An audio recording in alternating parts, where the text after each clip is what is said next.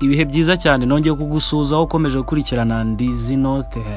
Ni urubuga rukugezaho amasomo agiye atandukanye y'umuziki. Turi hano kugira ngo twige, tunigishanye, dutange ibitekerezo cyangwa se tubaze ku kigendanye n'umuziki muri rusange.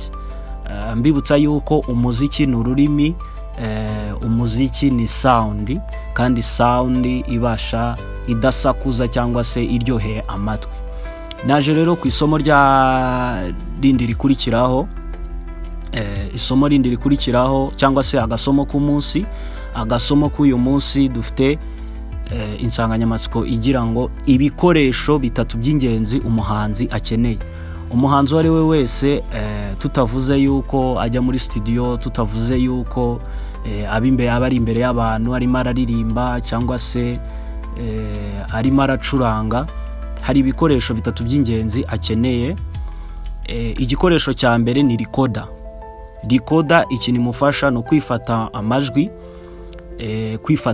mu gihe arimo araririmba cyangwa se ari mu byo arimo arakora.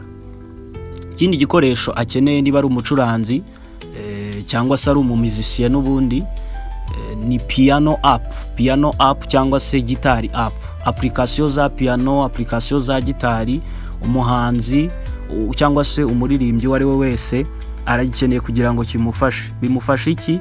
Ashobora kujya ahantu runaka, agakenera wenda inganzo ikaza cyangwa se melody ikaza runaka, akaba yabasha gufata telefone ye akajya muri application agakandaho mu rwego rwo kugira ngo abashe gukora melody neza kandi akabikora neza. Ikindi gikoresho cya gatatu cya nyuma ari cyo akeneye, audio editor. Yes, hari ama application nka Dolby On cyangwa se BandLab yo gutunganya amajwi yawe. Hari n'andi menshi, hari ayo bita FL, hari ayo bita Logic Pro, ariko ayo ngayo asa nk'ari hejuru cyane, ariko ayakoreshwa nko mu matelefone. BandLab yaba nziza kuri we.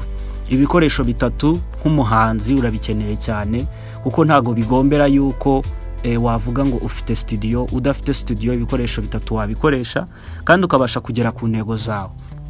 Rero ntugatinye gutangira, ibyo ukeneye byose biroroshye kuboneka, ahubwo imbaraga ni izawe. Komeza ushyiremo imbaraga kandi ntucike intege, uzagera ku nzozi zawe. Mukomeze kugira ibihe byiza.